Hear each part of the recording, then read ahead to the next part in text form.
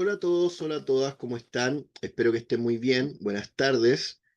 Vamos a comenzar la clase, ¿ya? Le doy la bienvenida a las personas que están en el chat y también extiendo el saludo y la bienvenida a las personas que puedan ver la clase de manera grabada. El tema que vamos a hablar hoy es, vamos a revisar las partes, los sistemas que tiene la motocicleta. Ya vamos a ver uno por uno para ir comprendiendo cuál es su función, cuáles son sus características y ir aprendiendo un poquito más sobre esto, ¿ya? Vamos a partir primero con el chasis, ¿ya? El chasis de la motocicleta que vamos a ver aquí a continuación. ¿Qué es lo que dice aquí? Dice, el chasis o bastidor de la motocicleta es como el esqueleto del vehículo, ¿ya? El chasis básicamente es la parte central de donde va albergado el motor. Sobre el chasis va a ir también el estanque de combustible, ¿cierto? Y el chasis va a ser el que va a tener por conexión en la parte delantera con la parte de la horquilla y la suspensión, neumático delantero, ¿cierto? El volante o manubrio. Y en la parte trasera vamos a tener el basculante, donde también vamos a encontrar la rueda trasera, ¿cierto? Y todo este tipo de sistemas que van a conformar la motocicleta por completo, ¿ya? El bastidor o chasis es muy importante porque, claro, ustedes deben entender que ahí es donde va a estar puesto la parte probablemente más importante de este vehículo, que es el motor. Sin el motor no podemos generar movimiento, no podemos generar potencia, no se va a generar nada, ¿ya? Sería una bicicleta. Por lo tanto, el motor va a ser el que va a hacer la diferencia y justamente el bastidor está hecho para contener este sistema, que en este caso el motor, y el resto de los otros sistemas que van a ayudar a que la motocicleta funcione como un vehículo íntegro, ¿ya? Y que genere movimiento. Dice, el chasis o bastidor de la motocicleta es como el esqueleto del vehículo, en donde se instalan la mayoría de los elementos. Lo más importantes son la horquilla delantera y el brazo basculante. ¿Por qué son importantes, cierto? Entendemos que a eso debemos sumarle el motor, porque ese es el punto más importante del vehículo. Sin motor sería una bicicleta, ¿ya? Más pesada, pero al final sería una bicicleta. El motor es lo que va a hacer que ese vehículo funcione de la manera que funciona, un vehículo motorizado, ¿ya? La parte importante adelante, dice ahí, la horquilla. ¿Por qué? La horquilla va a ser la parte que nos va a proporcionar la suspensión delantera, ¿ya? Es muy importante, claro, porque ahí va puesta la rueda de adelante. Y el basculante vendría a ser la parte de la amortiguación trasera, donde vamos a contar entonces, ¿cierto?, con este sistema para poder generar la amortiguación, si no sería tremendamente rígido. Y eso, si bien no es una imposibilidad, porque hay ciertos modelos de motocicletas. Ustedes saben que las motos tienen distintos tipos de motos. Hay motos para hacer motocross, motos cruiser, motos deportivas. Y sobre esos mismos tipos de motos existen también diferentes estilos. Por lo tanto, hay algunos que son con ciertas características rígidas, ¿ya? Para no centrarnos en uno u otro, vamos a hablar de manera general en este tipo de cosas como las partes, ¿cierto? Y sistemas de la motocicleta.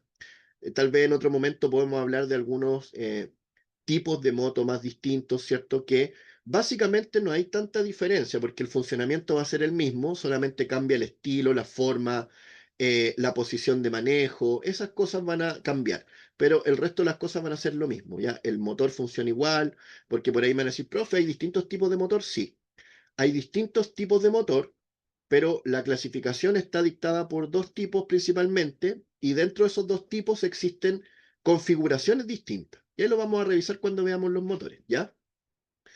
¿Qué es lo que dice aquí entonces? La horquilla, ¿cierto? Dice, va puesta el chasis por el cabezal de dirección a través de rodamientos o cojinetes. Habitualmente la horquilla delantera posee amortiguadores telescópicos, mientras que la suspensión se realizan gracias a la acción de un resorte de tipo tornillo o espiral, ¿ya? La horquilla, voy a bajar aquí un poquito para que usted vea. La horquilla es voy a ver si buscar el lapicito aquí. Esta es la horquilla, ¿ya? Aquí donde podemos ver esto. Disculpen el pulso, esto es la horquilla, ¿ya? Eso que está ahí. Lo que va a generar la suspensión, ¿cierto? Ustedes pueden ver que la suspensión, ¿cierto? Dentro va a llevar unos resortes y también esto va con un sistema hidráulico, ¿ya? Generalmente tienen aceite. esto va a generar que tenga una compresión y una manera de ir comprimiéndose y copiando el terreno sin generar un rebote. Con esto va a ir generando este movimiento, ¿cierto? Que va haciendo así, la horquilla va haciendo esto, copiando el terreno, pero va a generar que no haya un rebote, porque si ustedes fueran con un resorte simplemente, la moto iría rebotando como loca para todos lados y eso sería contraproducente. Recuerden que la motocicleta es un vehículo de dos ruedas y ustedes van haciendo equilibrio. Por lo tanto, cuando ustedes tienen estos efectos de rebote, van a producir un problema en la conducción. Por eso es que tienen este sistema. ¿Hay distintos tipos de horquillas también? Claro que sí. Hay horquillas más largas, con más recorrido o menos recorrido. Hay horquillas que son invertidas. Hay horquillas que son del tipo Springer, que tienen resortes solamente, ¿ya? Hay distintos tipos. Lo que nos debe interesar es la función que cumple. La función que cumple la horquilla es la amortiguación de la motocicleta. Copiar el terreno para que cuando haya desniveles, la moto se adapte y no genere, ¿cierto?, estos problemas de ir nosotros recibiendo el impacto de estas diferencias en la calzada en nuestro cuerpo, ¿ya? Esa es principalmente la función que cumple, ¿ya? Vamos a sacar el lapicito.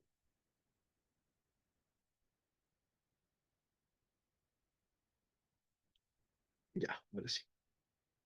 Luego dice el brazo basculante. ¿Qué es el brazo basculante? ¿Cierto? El brazo basculante mantiene la rueda y la suspensión trasera.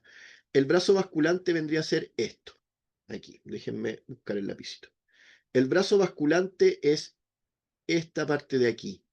Eso. Ese brazo basculante se va a mover, va a llevar una suspensión y esa suspensión va a ser lo mismo que hace la horquilla, pero en la parte trasera de una manera diferente.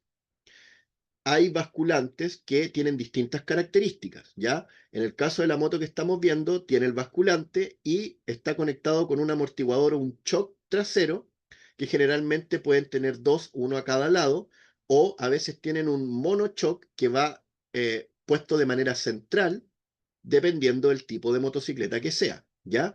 Esto va a generar la amortiguación trasera, que también va a generar que vaya copiando, ¿cierto?, el terreno para generar que no hayan estos saltos y que uno vaya rebotando o recibiendo el impacto de las distintas desniveles o de las características que tenga el camino por el cual usted va. Esa es la función que cumple básicamente, ¿ya? Eso es lo que hace el brazo basculante. Recuerden, la horquilla y el brazo basculante van conectados al chasis. El chasis vendría a ser la parte del medio, ¿ya? Esta parte, miren. Esta parte es el chasis, ¿ya? Entonces, toda esta parte que está acá al medio es donde se va a generar esta especie de esqueleto. Y dentro de ese esqueleto va a ir puesto el motor. Y ahí el motor, ¿cierto?, genera la fuerza que es transmitida a la parte de la rueda trasera y genera la tracción, ¿ya? Esa es la configuración que tiene el motor y el chasis conectado con estas otras dos partes que son muy importantes, la horquilla y el brazo basculante. Y luego dice, esta suspensión consta por lo general de resortes en espiral y amortiguadores telescópicos. Trabajan generalmente con aceite. Yo le dije hace un momento que tanto la amortiguación delantera como la trasera, la mayoría tiene este tipo de características, que funcionan con un resorte, con unos tubos que van bajando y subiendo y que dentro contienen aceite. ¿Para qué? Para generar una resistencia. Y tienen sistemas de compresión para generar que cuando se devuelvan, no se devuelvan violentamente y usted no vaya a tener un rebote desmedido, ¿ya? Eso es la manera en que funcionan. Y la parte de los shock traseros o el monochoc, si es que fuera una sola amortiguación en la parte de atrás, va a cumplir la misma función, solamente que va a ser a través de este elemento, ¿ya? Esta especie de resortito, que si ustedes ven, básicamente es como si fuera una horquilla pequeñita, pero solo un tubito. En vez de ser dos, es uno, ¿ya? Y a veces cuenta con uno a cada lado, otras veces cuenta con uno solo, que es un monochoc, ¿ya? Que va generalmente al centro. Esa es la manera que tienen entonces de amortiguar con el basculante que va a tener un movimiento sobre la rueda trasera, ¿ya?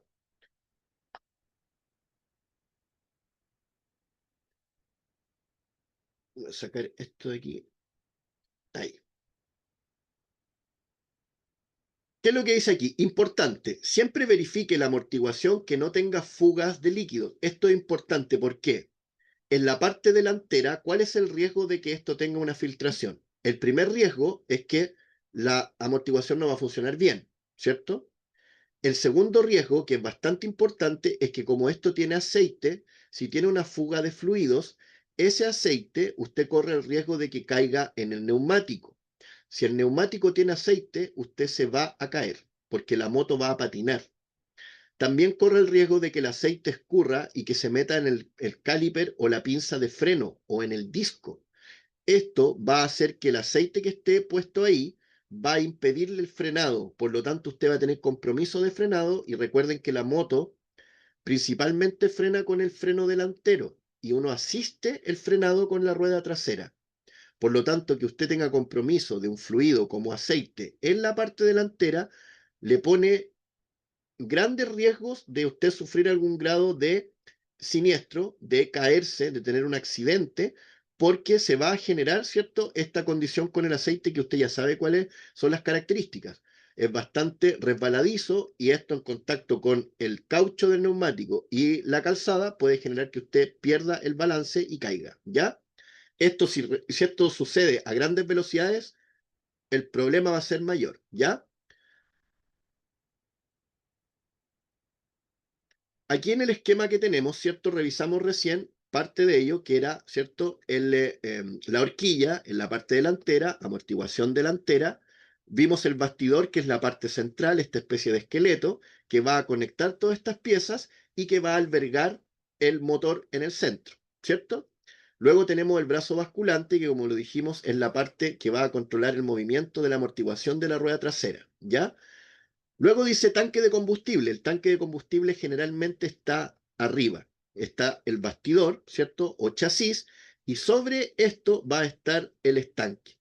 El estanque combustible, como el nombre lo dice, es un depósito para que dentro de él vaya el combustible que vamos a necesitar para poder tener la combustión interna del motor. ¿Ya? Esa es la función que cumple. Luego dice cabezal de dirección. ¿Cuál es el cabezal de dirección? El cabezal de dirección es por donde el chasis, ¿cierto? Conecta la horquilla. Esto es como una especie de tubito, ¿ya? Ustedes van a verlo, a ver, con el vaso lo puedo explicar. El chasis no, es que no se ve muy bien. Ahí. El cabezal de dirección va a ser algo como esto, un tubito. Por dentro del tubo pasa un vástago o una espiga que va a conectar la horquilla con este sistema. Este cabezal de dirección dentro lleva unos rodamientos. El rodamiento va a generar que usted pueda hacer el movimiento con el manubrio, ¿ya? Porque los rodamientos van a girar y esta espiga o vástago que tiene la horquilla va a pasar por el centro y va a permitir el movimiento. Esa es la función que cumple el cabezal de dirección. Luego podemos ver que dice freno delantero. Los frenos, en la parte de adelante, nosotros generalmente vamos a tener un disco. Puede ser un disco o pueden ser dos. Hay motocicletas que tienen doble disco, ¿ya? Y la pinza de frenado, que es el caliper, que es básicamente una pinza. Vamos a hacer esto, vamos a hacer que el disco está acá al medio. La pinza lo que hace es presionar el disco y con unas pastillas de freno que van dentro del caliper va a generar la fricción para producir la disminución de la velocidad. Recuerden que los frenos están diseñados para disminuir la velocidad, no para frenar en seco. ¿Por qué? Si usted frena en seco, usted va a perder el control del vehículo, de la motocicleta. Esto puede producir que usted salga proyectado hacia adelante, porque recuerden que la motocicleta utiliza de manera más predominante el freno delantero que el trasero. ¿Por qué? Porque cuando usted frena con el trasero más que con el delantero, usted tiende a generar un movimiento de coleteo. Y esto puede hacer que usted pierda el control. Por lo tanto, la frenada se genera con el freno delantero y usted lo asiste con el freno trasero, con menor intensidad, con menor presión. De esta manera usted logra poder detenerlo. Otras veces hay personas que utilizan el freno de motor. ¿Qué es lo que hacen? Van bajando marchas y van dejando que el motor, dependiendo de la marcha que lleve, vaya limitando la velocidad y ustedes se van ayudando con los frenos. Esa es una manera de poder disminuir de manera más efectiva la velocidad y lograr mayor seguridad y estabilidad, ¿ya? Eso es básicamente lo que hace el freno. En la parte de atrás, usted puede tener también un freno que puede ser de disco o también podría ser de tambor o balatas, ¿ya? Cuando es de disco, va a cumplir la misma función que tiene el delantero, solamente que va a estar aplicado en la parte de atrás, ¿ya? Como les dije, la motocicleta utiliza mayormente el freno delantero porque cuando usted presiona el freno trasero, si lo presiona mucho, va a generar que el neumático se vaya bloqueando y genere un coleteo. Ese coleteo va a generar que usted pierda estabilidad. Por eso es que no se evita hacerlo de manera eh, tan importante y tan a menudo. Uno generalmente el freno trasero lo ocupa para asistir al otro, ¿ya? Esa es la manera correcta. Y cuando tienen balatas o tambor, esto básicamente es un tamborcito, a ver cómo lo hago, un tamborcito que por dentro va a tener como un paréntesis, así mismo como tengo los deditos, ¿ya? Y en estos paréntesis es donde están unas pastillas de freno. Estas pastillas, cuando uno presiona el freno, se apretan contra un tambor y generan que esto detenga la rueda. ¿Ya? Es básicamente un sistema diferente, pero que funciona de la misma manera que lo otro. Va a generar que por fricción va a detener y va a ir disminuyendo la velocidad de la rueda. ¿Ya? Eso es lo que cumple el freno trasero cuando tiene estas características. ¿Ya? ¿Qué es lo que aparece aquí? Dice el motor. Dice, como en los automóviles, también es el corazón de la motocicleta, pero existen dos tipos de motores más comunes que son los de 2 tiempos y 4 tiempos. Yo les dije que alguien me va a decir ahí, profe, pero es que yo he visto que hay más de 2 motores, ¿cómo dice dos nomás? No, hay dos clasificaciones de tipos de motor de combustión interna, 4 tiempos y 2 tiempos, pero existen distintas clasificaciones de disposiciones de motores. Existen motores en B, existen motores boxer, existen motores monocilíndricos, bicilíndricos, tetracilíndricos, distintos tipos de disposiciones, ¿ya? Eso es otro tema, pero el tipo de motor son dos, de 2 tiempos y de 4 tiempos. Generalmente los motores de 2 tiempos son para motocicletas como por ejemplo de tipo motocross y ese tipo de motos tienen más, no sé si ahora todavía están haciendo motos de ese tipo, pero antiguamente era bien común que las motos que tenían más popularidad eran justamente esas. ¿Por qué? Porque generaban un sonido más bonito, generaban una respuesta diferente al de 4 tiempos, pero eran motores que no podían ser expuestos a tanto uso y que generaban también no tanta eficiencia. El motor de 4 tiempos es más eficiente y produce un mayor rendimiento que el otro, ¿ya? Eso es como una de las características. El motor de 2 tiempos generalmente tiene un sistema para funcionar que es mezclar el combustible con el aceite, ¿ya? Hay algunos que tienen depósitos separados y que a través de una bomba mezclan esto y se genera, ¿cierto? La combustión a través de esto. Y otros que tienen solamente un contenedor y uno debe hacer una mezcla de combustible y aceite por partes que están establecidas. Y esto permite que el motor dentro, ¿cierto? Haga el funcionamiento con esta mezcla. El motor de 4 tiempos funciona distinto, porque el motor de 4 tiempos tiene la gasolina para generar la combustión interna y el aceite que funciona para bañar las partes y piezas del motor para generar menor fricción y desgaste de sus piezas, ¿ya? En cierta medida también genera algo de atenuación de la temperatura, ¿ya? Recuerden que el aceite que va en los motores tiene ciertas características, tiene em, ciertos aditivos, cierta viscosidad para generar, proteger estas partes móviles del motor que podemos ver, ¿cierto? Que el pistón va a subir y bajar y va a generar un movimiento. Si esto no tuviera aceite dentro, al poco tiempo generaría tal grado de fricción, si ustedes frotan sus manos así, van a sentir calor. Imagínense dos partes metálicas friccionando una con otra, va a generar temperatura. El problema es que recuerden que todos los materiales, incluidos los metales, el motor está hecho de aleaciones metálicas. Las aleaciones metálicas soportan muy bien el calor por su estructura, ¿cierto? Por cómo están conformados del material que es muy duro, pero todos los materiales tienen un punto de colapso molecular. Por lo tanto, cuando uno pone un metal de determinadas características a un calor muy intenso, uno corre el riesgo de que esto colapse a nivel molecular y que se doble, se quiebre o se funda, se derrita. Por eso es que necesitamos tener el aceite para que recubra todas estas partes y genere la protección para generar menos fricción, por lo tanto menos calor, y por otro lado proteja las partes móviles del motor y genera esta lubricación. Esa es la función que cumplen este tipo de elementos, ¿ya? Básicamente funcionan de esa manera. Acá está, ¿cierto? Dice el sistema de lubricación. En los motores de 4 tiempos tiene un sistema de lubricación independiente. Como les digo, el motor de 4 tiempos va a tener un cárter de aceite, o sea, un lugar donde va almacenado el aceite y a través de una bomba de aceite va a enviar este aceite a presión hacia el motor y todas sus partes para recubrirlo. Con esto va a generar que todas estas partes móviles estén protegidas. Esa es la manera que funciona el motor de 4 tiempos.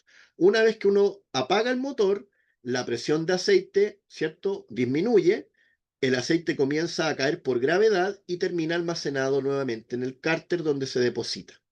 Recuerden que el aceite pasa por un sistema de filtro de aceite. ¿Para qué?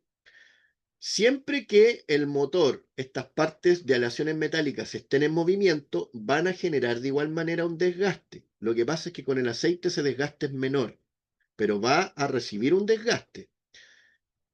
El aceite también cumple la función de que va a tomar todas estas partículas, producto del desgaste y de la fricción, y las va a arrastrar con el aceite, que tiene una viscosidad, lo va a arrastrar hacia el filtro de aceite. En el filtro de aceite van a quedar depositadas todas estas pedacitos pequeñitos de material metálico que va a desprenderse una vez que estén, ¿cierto?, friccionando estas partes móviles. Y eso va a impedir que estas partes, estos pedacitos de metal que quedan, son muy pequeñitos, vayan a generar un problema dentro del motor y un desgaste en las partes y piezas. ¿Ya? Recuerden que el motor por dentro eh, tiene medidas y está todo hecho de manera milimétrica. Por lo tanto, no tienen espacios muy amplios y cualquier cosita que quede eh, depositada en alguna de las partes por donde se mueve el pistón puede generar rayas, líneas y esto va a alterar el movimiento que va a tener esto, ¿ya? Por eso es que es importante que cuando usted haga las mantenciones de el sistema de lubricación, o sea, el cambio de aceite, ustedes siempre cambien aceite y cambien filtro de aceite. Porque cuando ustedes no cambian el filtro de aceite, puede que este esté tan tapado en estas virutas que se producen de metal que tarde o temprano resulten pasando más de alguna. Si alguna de esas virutitas pasa, va a tener compromiso dentro del motor y usted le va a estar acortando la vida útil a ese motor. ¿Ya? Eso es lo que cumple, la función que cumple entonces el aceite. Aparte de recubrir y proteger, también va a arrastrar cualquier impureza y la va a almacenar en el filtro. Luego termina decantando y el resto de aceite queda depositado en el cárter de aceite. Hasta que usted vuelva a encender la moto, se vuelva a encender la bomba de aceite y por presión vuelva a enviar el aceite, ¿cierto?, a recubrir todas las partes móviles del motor. ¿Qué es lo que dice aquí? Una bomba de aceite envía el aceite a presión a los diferentes puntos del motor para disminuir la fricción, refrigerar el motor y evitar el desgaste de las partes móviles del motor. Todo eso que les acabo de explicar, ¿ya? Bien, luego dice, siempre controle el aceite con las pautas del fabricante. Esto es importante porque el aceite que usted va a necesitar va a tener una nomenclatura, va a tener unos numeritos que van a dictar cuál es la viscosidad que tiene y cuáles son las temperaturas a las cuales puede estar sometido. Dependiendo de las características de la cilindrada de su motor y del tipo de motor que tenga, usted va a necesitar un aceite u otro. Profe, ¿y quién me va a decir cuál es el aceite que necesito? El manual de su motocicleta le va a decir cuál es el aceite que usted necesita, ¿ya? Deben respetar esta pauta del fabricante porque él es el que sabe cuál es el mejor tipo de aceite. La marca la puede elegir usted. Yo siempre les recomiendo que cuando se trata de aceite, como el aceite va en una parte que es primordial del vehículo, ¿cierto? En este caso la motocicleta, yo les recomiendo que siempre compren uno bueno, uno de buena calidad. No compren aceites baratos porque les va a salir más caro a futuro. Si usted le pone un aceite que no es tan caro o que es muy económico, usted sospeche de que ese aceite puede que no cumpla o que no tenga las características de protección que va a tener otro que es un poco más caro. ¿Por qué? Porque usted le va a poner ese aceite y al poco andar ese aceite va a perder sus propiedades y su motor va a estar expuesto a temperatura, mayor fricción, mayor desgaste, por lo tanto le está acortando la vida útil, ¿ya? Por eso también es importante que los cambios de aceite se hagan correctamente, las mantenciones. Profe, ¿y cómo voy a saber cuándo tengo que hacer el cambio? Los cambios de aceite generalmente se hacen por tiempo por kilometraje, ¿ya? Pueden ser por dos factores. Uno es por tiempo, por uso, por kilometraje. El aceite va a decirle, el fabricante del aceite le va a decir, este aceite soporta hasta 10.000 kilómetros. Voy a ponerle un número, ¿ya? 10.000 kilómetros, 5.000 kilómetros, ya perfecto. Usted puede cambiar el aceite. Lo cambia entonces cuando dice la pauta del fabricante que le dice que lo cambie usted cada 10.000 kilómetros. Entonces usted ya sabe, con el cuenta kilómetros de la motocicleta, usted calcula y dice, ah, estoy a los 10.000. Cambio el aceite.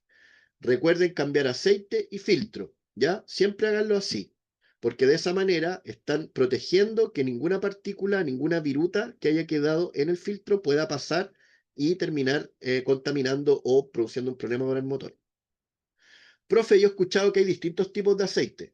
Sí, hay aceites minerales, aceites sintéticos, semisintéticos, etcétera. Siga la pauta del fabricante. Si el fabricante de la motocicleta le dice utilice este aceite, hágalo. Hágale caso, ¿por qué? Porque ellos generaron o hicieron el motor para que funcione de manera correcta con ese tipo de aceite. Entonces, hágale caso porque es lo que corresponde.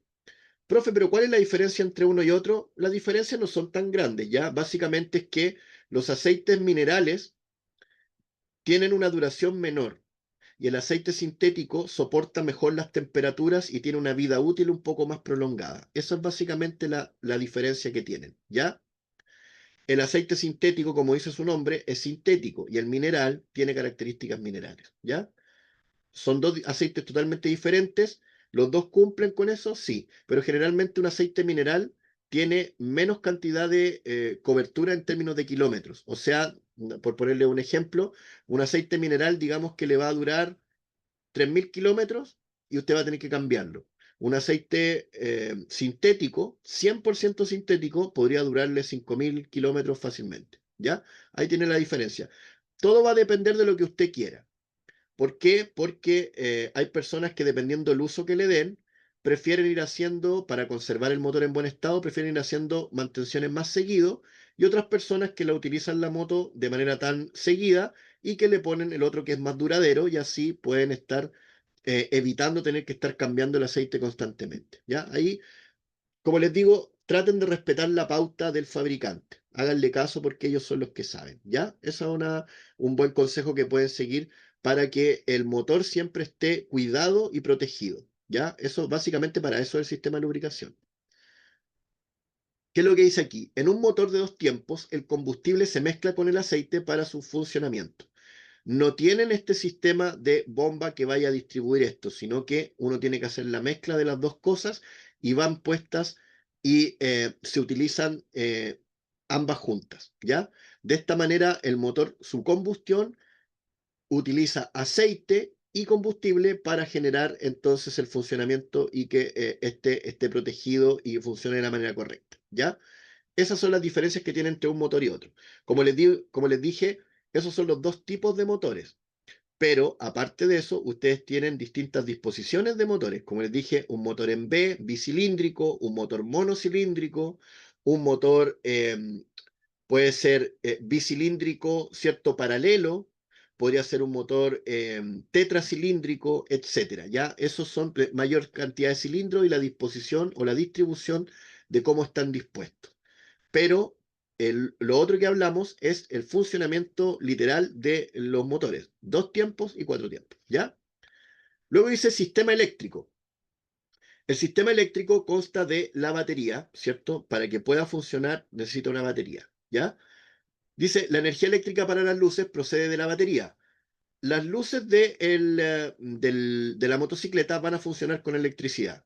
El foco, cierto, frontal, que le va a proporcionar a usted la luz baja y luz alta, y los focos laterales que va a tener usted para señalizar. En la parte trasera usted va a tener una luz fija, una luz de freno y los dos señalizadores. Profe, pero yo he visto motos que tienen más luces. Sí, hay motos que de pronto tienen algunas otras luces, pero las reglamentarias son esas que yo les dije. Otras luces que también se utilizan son las luces que van en el portaplaca patente, porque recuerden que la placa patente tiene que tener iluminación para que pueda ser legible y para que puedan verla fácilmente, ¿ya? Recuerden que la placa patente siempre debe estar limpia, visible, y a usted no se le ocurre intervenir la placa patente, porque eso es falsificación de instrumento público. Eso es un delito, ojo, ¿ya? Y otra cosa que deben evitar es ponerle dispositivos de ocultamiento de patente. Tampoco. Cuando está un portaplaca patente, yo sé que hay motocicletas que vienen con unos sistemas que se pueden plegar y que están diseñados no para evadir este tipo de controles, sino que están diseñados para cuando de pronto uno los puede guardar y ponerlo esto para lavarlo, etcétera. Eviten que esto esté en la posición de que se pueda doblar o todo. Pónganle algo que lo fije. Y ustedes por último después lo pueden sacar y para poder moverlo. Eviten problemas porque las fiscalizaciones están bastante rigurosas y estrictas con ese tipo de cosas porque lamentablemente un grupo de personajes por ahí empezó a utilizar esto para evitar pagar las autopistas y terminamos pagando justos por pecadores. Entonces, preocuparnos de que esto vaya instalado de manera correcta y que cumpla con la normativa para que no nos vayan a tratar de la misma manera que tratan a las otras personas que incurren en estas faltas, ¿ya? Luego dice, la batería contiene ácido sulfúrico que es corrosivo y por lo tanto peligroso para la piel. Esto lo quiero dejar establecido. Hay personas que en vez de comprar una batería, después de que la batería empieza a tener problemas, porque las baterías tienen una vida útil y después esta vida útil, ¿cierto?, terminan muriendo, hay personas que las rellenan con agua destilada. El problema de esto es que es peligroso porque dentro hay ácido sulfúrico. Ese ácido es bastante corrosivo para la piel y la ropa. Si a usted no sabe hacer esto, evite hacerlo, porque usted se está poniendo en riesgo de que esto le puede saltar a los ojos, a la piel, a la ropa, y es tremendamente corrosivo y va a tener un problema, ¿ya?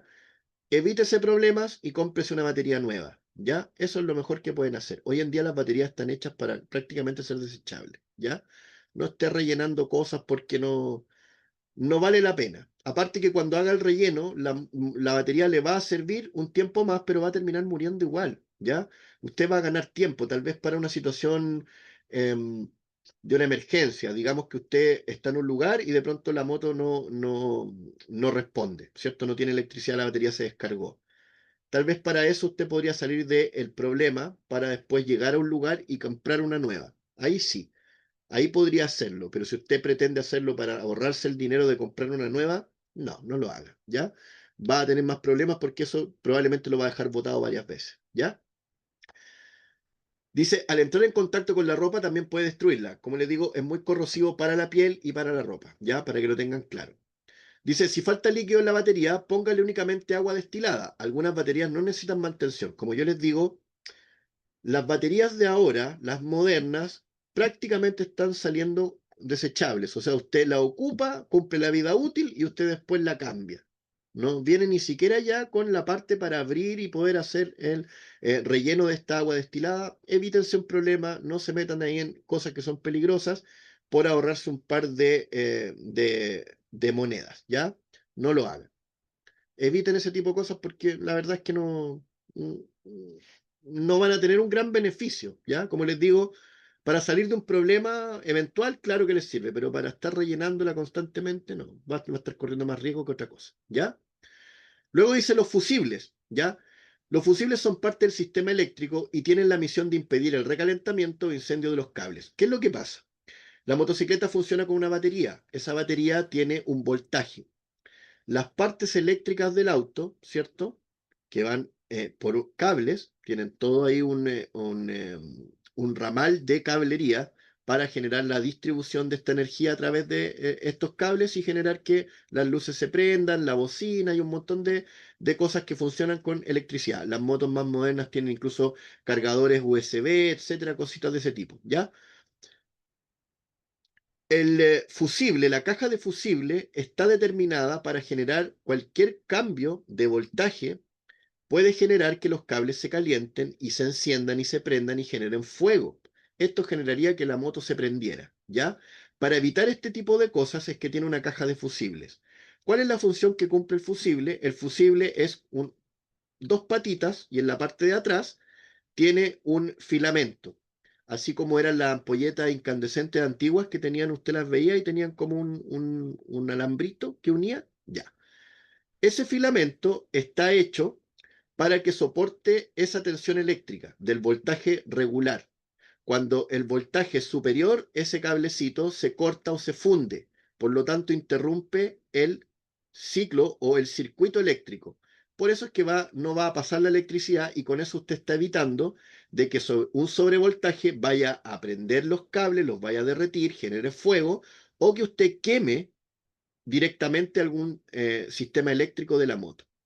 Esa es la función que cumple la caja de fusible. Los fusibles son bastante económicos, ¿ya? Siempre la moto viene dentro de la caja de fusibles, vienen un par de fusibles para poder hacer recambio. Preocúpense de siempre que van a ocupar uno, traten de tener repuesto para siempre mantener, porque si usted sufre un problema y no tiene un fusible, no va a poder hacer funcionar la moto, ¿ya? Esa es la manera correcta de funcionar con este tipo de elementos. ¿Qué es lo que dice aquí? Dice, si la corriente es muy alta, por ejemplo, en tu caso de un cortocircuito, se funde un hilo del fusible y se interrumpe la corriente, lo que yo le acabo de explicar, ¿ya? Este filamento se va a cortar porque está diseñado para soportar una tensión eléctrica, un voltaje, y si el voltaje es superior, esto se va a fundir, se va a cortar y va a interrumpir el circuito eléctrico y con eso ustedes no corren el riesgo de que se prendan los cables o que se queme por un voltaje excesivo alguna parte eléctrica de la moto, ¿ya? Eso es algo que pensado bastante inteligente para evitar un problema mayor, ¿ya? Los fusibles son súper económicos. Usted puede comprar una bolsa de fusibles como por, no sé, 3.000 pesos, ¿ya? Eh, es bueno siempre tener de repuesto para que usted pueda ir haciendo el recambio en caso que lo necesite, ¿ya? Y es una medida bastante económica porque si se quema un fusible, usted va a cambiar un fusible que le costó bastante más barato que cambiar el sistema eléctrico que se fundió o que se quemó. O peor aún, que esto genere que los cables se prendan, genere fuego y se queme la moto. Ahí peor todavía, ¿ya?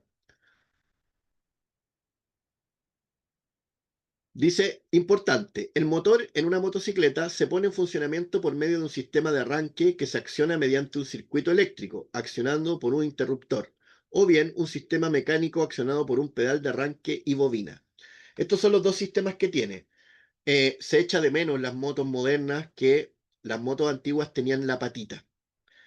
¿Cuál es el beneficio de eso? Es que usted podía no tener energía en la batería y usted con la patita, usted le daba arranque a la moto y no necesitaba tener energía de la batería directamente. Y una vez que el motor está en movimiento, usted podía recargar la batería, ¿ya?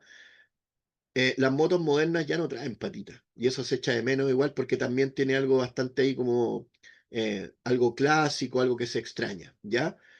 Las motos modernas tienen el sistema de encendido electrónico, que es literalmente un botoncito, ¿ya? Tienen un botoncito que es el cortacorriente y debajo tienen un botón de ignición. Uno pone el contacto, pone la llave, pone el contacto y presiona el botoncito y esto tiene un motor de arranque que va a generar eléctricamente que se genere el encendido del motor y luego eso ya tienen, ¿ya? Esa es la manera de encender el motor de las dos formas. El otro es una patita que usted le hace la presión con el pie, hace una patadita, y esta patada genera que se accione una bobina y genere el encendido mediante este movimiento mecánico de la pata que usted la acciona con su pierna, ¿ya? Esas son las dos formas, y como les digo, se extraña porque las motos más clásicas venían con los dos sistemas, o las motos más antiguas solo tenían eso, no tenían ni siquiera botoncito para prender. Entonces usted tenía que encenderlo con la patadita, ¿ya? Ahí pueden encontrar bastantes motocicletas que tienen este sistema, ¿ya? Algunas más clásicas, ¿cierto? No sé, creo que la última motocicleta que vi, de las que sacaron relativamente modernas, creo que fue una Royal Enfield, que si mal no recuerdo era de 500 centímetros cúbicos. Esa venía con patitas. Y uno cuando la vio dijo, uy, qué bueno que vuelvan a hacer estas motos. Se echa de menos que la hagan de esa manera, porque sirve, es una opción. Si tienen, pueden prenderla de esa manera o con el botoncito. Ahí hay para todos los gustos, ¿cierto? Cada uno elige lo que más prefiere, pero es una buena opción. Ojalá que en algún momento vuelvan a hacer eso porque era bastante bueno. Hay personas que lo encuentran poco práctico porque uno a veces tenía que estar, si la moto no era nueva, tenía que estar pateando un montón de rato hasta que funcionara, ¿ya? Porque como todas las cosas en las motos, tienen que hacerse mantención. Si usted no le hace mantención a las partes y piezas de la moto, probablemente no funcione correctamente, ¿ya? Eh, Luego dice sistema de combustible. El sistema de combustible dice, está compuesto por un estanque de combustible, las llaves que permiten el paso de este combustible, conductos, que son las mangueritas que van a llevar, ¿cierto?, el combustible a través de los sistemas, el filtro de aceite, que básicamente lo que hace es filtrar cualquier impureza que vaya a tener el combustible. Recuerden que el combustible puede tener algún grado de impureza, ¿ya? Carburador para las motos que son más antiguas, que es el sistema que mezcla el combustible y el oxígeno para que luego con la chispa se genere la combustión interna, ¿ya? Y dice después un filtro de aire. El filtro de aire cumple la función de filtrar el aire que va a necesitar, el oxígeno que va a necesitar esta mezcla para la combustión, para que no venga con impurezas y que estas impurezas no pasen hacia el motor donde se va a generar la combustión interna, ¿ya? Luego dice el combustible se mezcla con el aire en el carburador. Esto es lo que se produce. Dentro del carburador va a tener unos inyectores por donde pasa el combustible, ¿ya? La cantidad de combustible que esté regulado por el carburador y por otro lado el oxígeno. Se va a generar la mezcla de estos dos elementos y en conjunto con una chispa van a generar la combustión interna. Esas son la manera en que funciona el carburador. Las motos carburadas son motos más antiguas. Las motos más modernas ya no vienen con carburador, vienen con sistema de inyección electrónica, ¿ya? ¿Cuál es el beneficio? El beneficio del carburador es algo más clásico, suena más bonito, tiene una mantención bastante económica, bastante barata y tiene cierto romanticismo detrás, ¿ya? Hay que regularlo, hay que ajustarlo, tiene sus complicaciones también, tiene pros y contras.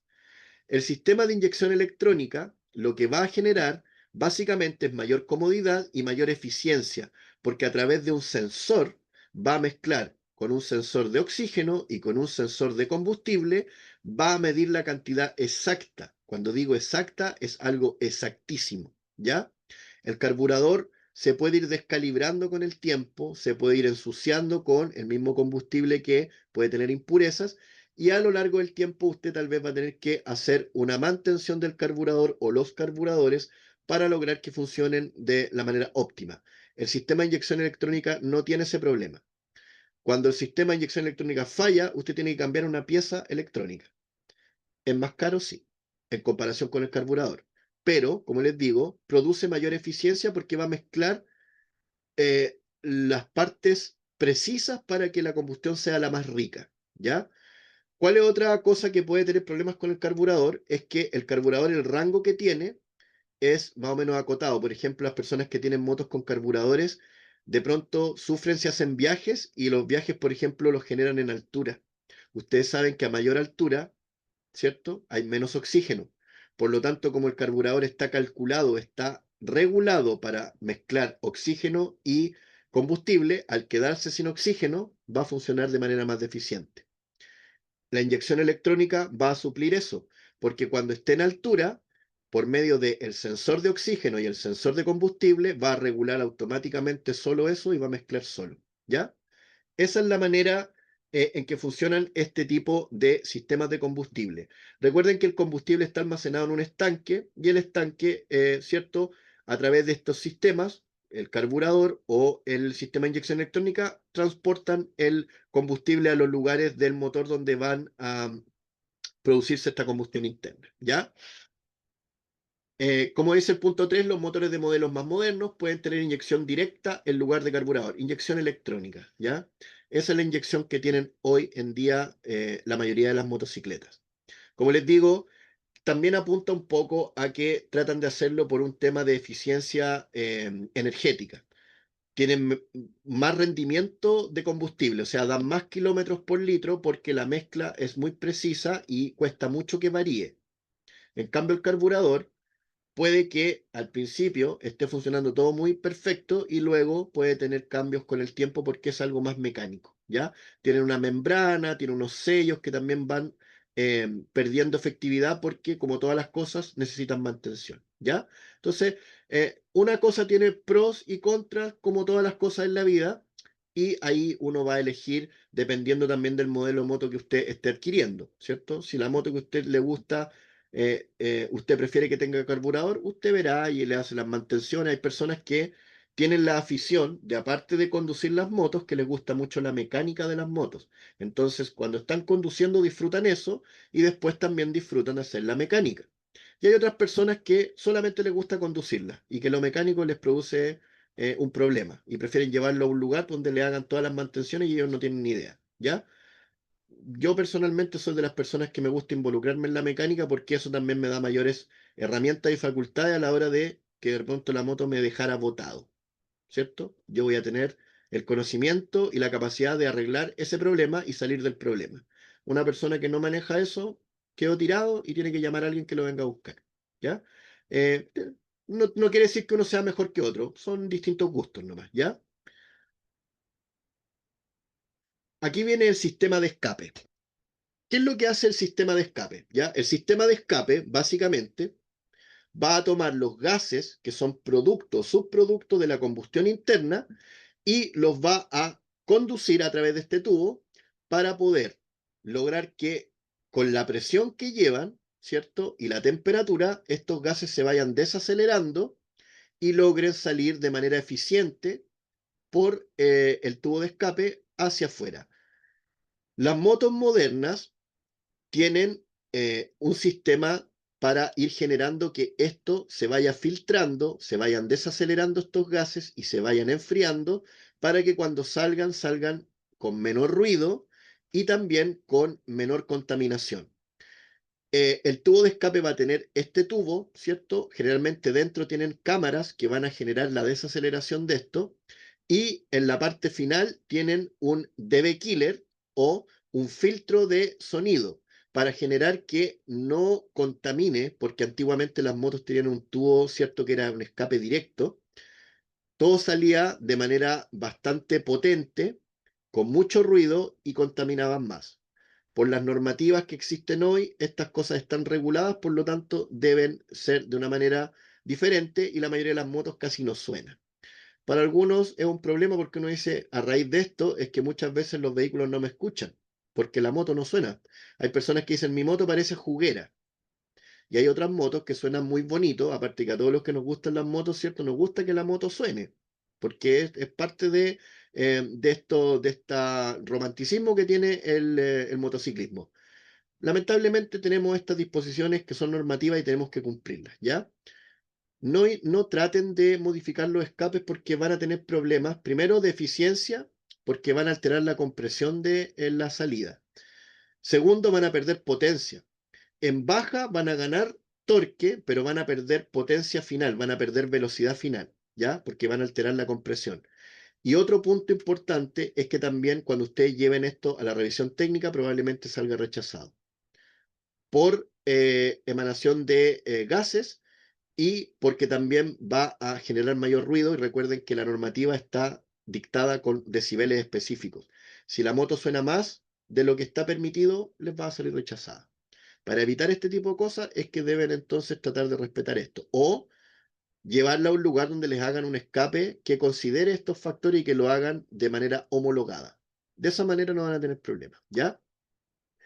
Dice, el sistema de escape consta de tubo de escape de gases y el silenciador, lo que yo les decía, el DB Killer. La misión del silenciador es reducir el nivel de ruido, porque está una norma de decibeles. Dice, no lo cambie ni lo modifique para aumentar el nivel de ruido. ¿Por qué? Porque ya les dije que como está normado, y usted, si transgrede esa norma, lo más probable es que la revisión técnica le digan rechazado, ¿ya? Y va a tener que darse la tarea de ir a instalar un tubo de escape nuevo o ponerle un DB killer al que ya tiene y problema, ¿ya? Dicen los motores de dos tiempos, el silenciador debe presentar una determinada resistencia a la salida de los gases para aprovechar al máximo la potencia del motor. Sí, esto tiene que ver con los motores de dos tiempos, tenían una compresión específica de esto para generar que el mismo movimiento, ¿cierto?, del motor genere una compresión necesaria para que el funcionamiento sea el óptimo. Si usted cambiaba el escape, alteraba la compresión y esto podía generar problemas en la potencia, lo que yo les decía hace un rato, ¿ya? Eso, para ese tipo de motos, mejor no hacerlo, ¿ya? O hacerlo con una persona que conozca de esto y que tenga las herramientas o las máquinas para poder regularlo y generar la compresión correcta, ¿ya? Para que eviten dañar el motor. El motor se puede dañar por un cambio de compresión. La compresión es la potencia o la presión con la que salen los gases. Cuando usted cambia la compresión, esos gases que salen pueden devolverse. Y recuerden que el pistón va haciendo esto, arriba y abajo, arriba y abajo.